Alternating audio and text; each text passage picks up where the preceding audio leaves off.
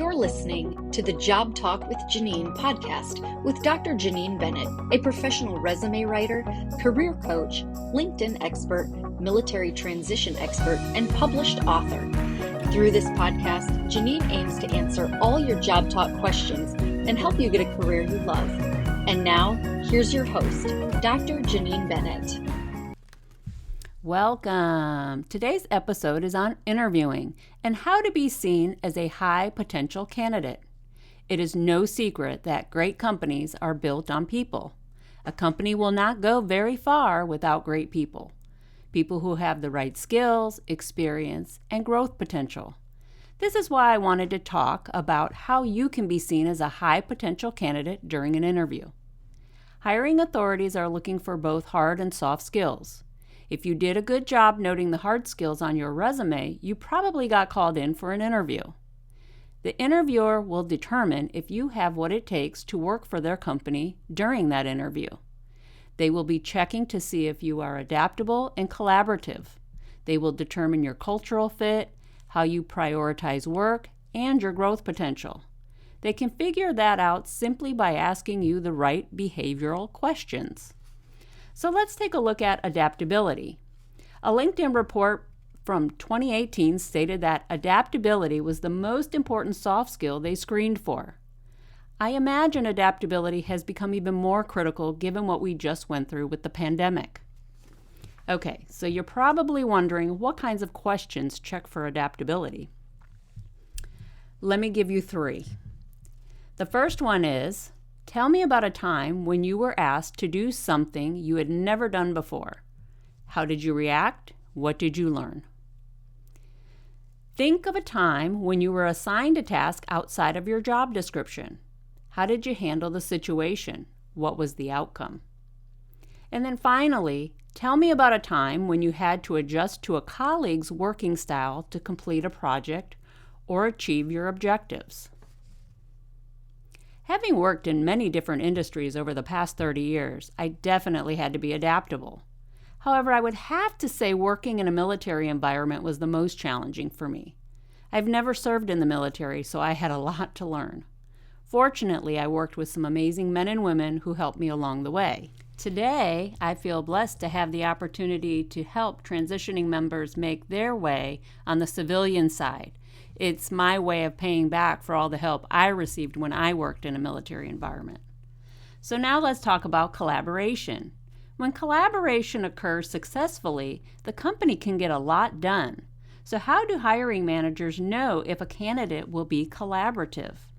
Well, I tell you, they ask the following questions. So here's 3 to get you thinking. Give an example of when you had to work with a difficult person. How did you handle interactions with that person? Tell me about a time when you were communicating with someone and they did not understand you. What did you do?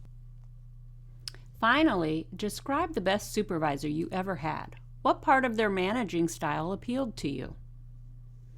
Okay, well, I am a very collaborative person. My nature is to help everyone. It is probably why I am a career coach and a college professor. Truthfully, as a college professor, communicating with students of all ages, backgrounds, and levels can get quite complicated at times, especially in the online environment. I learned that sharing in different ways helps because we don't all learn in the same manner. The best boss I ever had was a military commander who had an inclusive leadership style. He walked around the command to get direct feedback from the staff. And most importantly, he listened. All right, cultural fit. Cultural fit is a big thing hiring managers look for today. Still, cultural fit is not just about hiring people like me, but also about hiring people who bring another perspective. If the company employs everyone who is just like them, then there will be a lot of groupthink going on, and the company won't go very far if that's the case. Remember that military commander I just mentioned was the best boss I ever had? Well, he was huge on seeking out other perspectives. I was part of his internal think tank because I was very different from the high-ranking military members within the command. I had never served in the military, making me a great sounding board for ideas. He once said, "If Jeannine can understand what we are trying to convey, then we have done our job. There is no need to overcomplicate matters." Today we are so rich with culture. As a fair-skinned, blonde-haired, green-eyed woman who was raised by a Mexican-American man since I was 2 years old, I completely understand there are many sides to people. Not everything is always as it seems. We bring different experiences and unique perspectives. So some questions hiring managers often ask include, what are the 3 most important things to you in a job? What's the most exciting thing about you that's not on your resume? And what would make you choose our company over others? Great questions to think about, friends. All right, prioritization. Moving on. Hiring managers like to see that you can prioritize tasks appropriately. One hiring manager said they ask a candidate if it is better to submit a perfect and late project or one that's good enough and on time. I tell you, this reminds me of the military and the 80% phrase. In that case, good enough and on time is what matters. Their thinking was you can always go back and adjust it to get it to that 100%. I struggled with that one a little bit, but I admit I'm a bit of a perfectionist. All right, so here are some questions hiring managers ask regarding prioritization. 1. Tell me about a time when you had to juggle several projects simultaneously.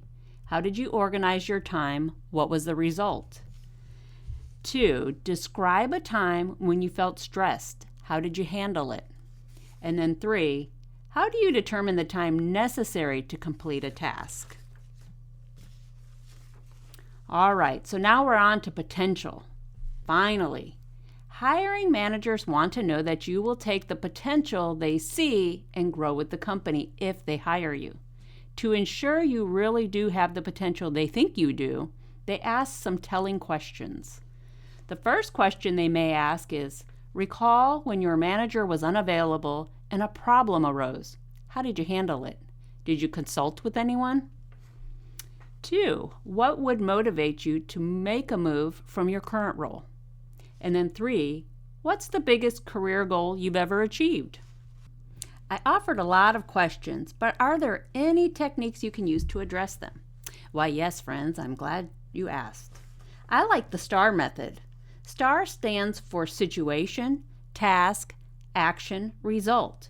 If you address your responses with the STAR method in mind, you will provide responses the interviewer will embrace. Also, be sure to give actual situations, not hypothetical ones. Interviewers want to know you have actually done something.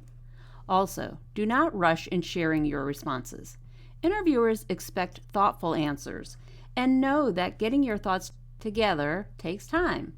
Finally, I must set you up for success by reminding you that you should have some questions ready to ask the interviewer. Asking questions tells the interviewer you paid attention during the interview, you did your research beforehand, and you are really interested in the company. Some sample questions you can ask include, what's the most significant opportunity for this role?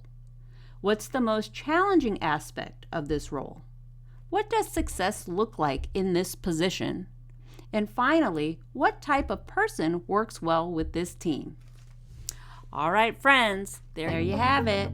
We talked about interviewing and how to be seen as a high potential candidate.